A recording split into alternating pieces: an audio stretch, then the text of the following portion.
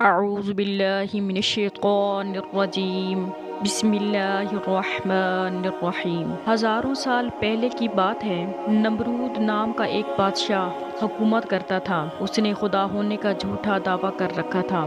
جو اسے خدا نہ مانتا اس پر بہت ظلم و ستم کرتا اور قتل بھی کروا دیتا۔ اسی دور کے نبی سیدنا حضرت ابراہیم علیہ السلام بھی نمرود کو خدا نہ ماننے کی وجہ سے آگ میں ڈالے گئے، مگر اللہ پاک کے حکم سے وہ آگ آپ علیہ السلام کے لیے ٹھنڈی ہو گئی اور آپ محفوظ رہے۔ آپ علیہ السلام کو آگ میں ڈالے جانے کے کچھ دن بعد سخت قحط پڑ گیا اور کھانے پینے کا سامان ختم ہو گیا۔ لوگ نمرود کے دربار میں جا کر اناج کی درخواست پیش کرتے۔ جواباً نمرود ان سے اپنے خدا ہونے کا اقرار کرواتا۔ جو اسے خدا مانتا اسے اناج مل جاتا اور جو نہ مانتا اسے خالی ہاتھ جانا پڑتا۔ حضرت سیدنا ابراہیم علیہ السلام بھی اناج لینے نمرود کے پاس گئے۔ نمرود نے پوچھا، تمہارا رب کون ہے؟ حضرت ابراہیم علیہ السلام نے فرمایا، میرا رب وہ ہے جو زندہ کرتا ہے اور موت دیتا ہے۔ یہ سن کر نمرود بولا، یہ قدرت تو میرے پاس بھی ہے۔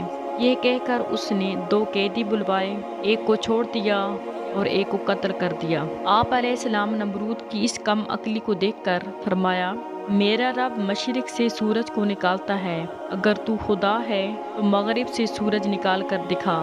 یہ سن کر نمرود حیران ہو گیا اور کوئی جواب نہ دے سکا۔ کچھ دیر بعد اپنی شرمندگی مٹانے کے لیے بولا، میرے پاس اناج نہیں ہے، جاؤ اپنے رب سے جا کر اناج مانگو۔ حضرت ابراہیم علیہ السلام اناج کا خالی تھیلا لے کر دربار سے باہر نکل آئے، گھر کی طرف چل پڑے۔ راستے میں ریت کا ایک ٹیلا نظر آیا۔ آپ علیہ السلام گھر والوں کو خوش کرنے کے لیے اسی ریت سے ایک تھیلا بھر کر گھر لے آئے اور سو گئے۔ اللہ کی شان دیکھیے، آپ کی بیوی حضرت سیدنا سارہ رضی اللہ تعالی عنہا نے تھیلے کو کھولا تو وہ آٹے سے بھرا ہوا تھا۔ انہوں نے فوراً روٹیاں بنائیں اور آپ کو جگایا۔ روٹیاں دیکھ کر آپ علیہ السلام بولے، یہ کہاں سے آئیں؟ انہوں نے فرمایا، یہ اسی آٹے سے بنائی ہیں جو آپ تھیلے میں بھر کر لائے تھے۔ آپ علیہ السلام سمجھ گئے کہ اللہ پاک کی طرف سے ریت آٹے میں تبدیل ہو گئی ہے۔ چنانچہ آپ نے اللہ پاک کا شکر ادا کیا۔ فرشتے اور نمرود۔ ادھر اللہ پاک نے انسانی شکل میں ایک فرشتہ نمرود کے پاس بھیجا۔ فرشتے نے اس سے کہا، تیرا خدا کہتا ہے تو مجھ پر ایمان لے آ، میں تیری بادشاہت برقرار رکھوں گا۔ نمرود بولا، کون خدا؟ خدا تو صرف میں ہوں۔ فرشتے نے دوسری اور پھر تیسری بار بھی اپنی بات دہرائی، مگر ہر بار نمرود نے انکار ہی کر دیا۔ مچھروں کی فوج سرکشی کا یہ نتیجہ نکلا کہ اللہ پاک کی طرف سے مچھروں کی فوج نمرود کے لشکر پر مسلط ہو گئی، جس نے لشکر کے تمام افراد کا گوشت کھا کر سارا خون پی لیا اور ان کی صرف ہڈیاں باقی رہ گئیں۔ مچھر اتنے زیادہ تھے کہ سورج کی روشنی دکھائی نہیں دیتی تھی۔ نمرود یہ ہولناک منظر دیکھتا رہ گیا مگر کچھ نہیں کر پایا۔ نمرود اس کے بعد اللہ تعالیٰ کا کرنا یہ ہوا کہ ایک مچھر نمرود کی ناک کے راستے دماغ میں گھس گیا اور مغز کھانا شروع کر دیا۔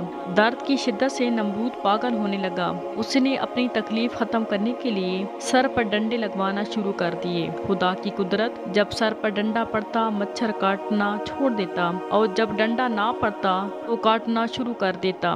کیفیت یہ ہو چکی تھی کہ جو شخص نمرود کے سر پر زوردار چپت لگاتا اس کا ہمدرد کہلاتا۔ یوں ہی ڈنڈے پڑتے پڑتے اور ضربے لگتے لگتے 4 سال گزر گئے۔ نمرود بالآخر ذلیل و رسوا ہو کر مر گیا۔ میرے پیارے بھائیوں، اس سے ہمیں یہ سبق ملتا ہے کہ ساری کائنات کا رب اللہ پاک ہے، جو ہمیں رزق دیتا ہے، وہی زندگی اور موت بھی دیتا ہے۔ سورج اور چاند کا نکلنا، دن رات کا آنا جانا، سب اللہ پاک کی مرضی اور اس کے حکم سے ہے۔